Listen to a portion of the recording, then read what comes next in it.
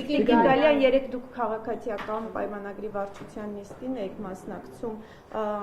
հնարավոր է սահմանադրության հարցներ օրակարգում քննարկման թեման, եթե այո կարող եք մանրամասներ ներկայացնել։ Այո, քննարկում էինք, թե երբ կյանքի կոչենք մեր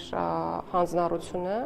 որը ստանձնել ենք նաև նախընտրական գործընթացի շրջանակներում եւ երբ հրապարակենք սահմանադրության տեքստը։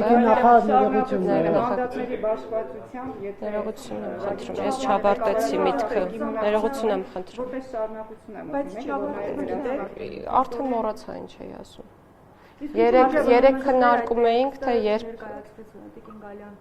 որովհետև խոսում են, որ միջոցառումներ պետք է ներկայացվեր, հետո ժամկետների փաստորեն փոփոխություն եղավ եւ տարբեր մեկնաբանություններ եղավ, որ այդ կերպ նաեւ փաստորեն խուսափել է, որովհետև կարող է ժողովրդի զայրույթ առաջացնել, օգուտ չլինի ԿՊ-ին եւ դա է պատճառը։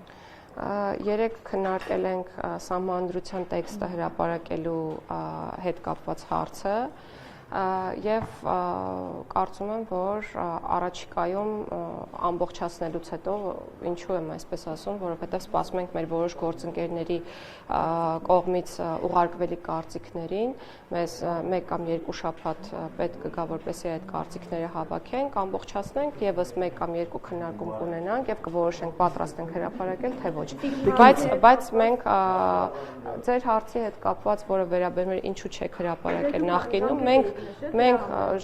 ես բազմաթիվ անգամներ առիթ եմ ունեցել այս մասին խոսելու, ասել եմ, որ տեքստը պատրաստ չէ, որովհետև մեր մի շարք գործընկերներ չեն հասցրել ուղղակի դիտարկումներ ներկայացնել, եւ սա միանձնյա որոշում չէ հրապարակել կամ չհրապարակելը։ Որոշել ենք չհրապարակել, չենք հրապարակել, կորոշենք հրապարակել, կհրապարակենք, սա է իմ պատասխանը։ 61 մանդատ ունենալու դեպքում փաստորեն իշխանությունը չի կարողանալ սահմանադրական փոփոխություններ իրականացնել եւ հանրակրվեի դնել սահմանադրական փոփոխությունները, ինչպես է այդ դեպքում սահմանադրական փոփոխություն նախաձեռնելու։ Իսկ հիմա քանի մանդատ ունի իշխանությունը։ Եթե հարցը այն է, եթե դուք նկատի ունեք իրավիճակ է փոխվել այդ առումով, ես ձեզ կասեմ, որ իրավիճակ չի փոխվել, որովհետև այսօր էլ իշխանությունը չունի սահմանադրական մեծամասնություն։ Ինչու այդ հարցը նախկինում չի ծագել։ Մենք ասել ենք, որ մեր օրակարգում հեղափոխությունից հետո եղել է սահմանադրությունը փոփոխել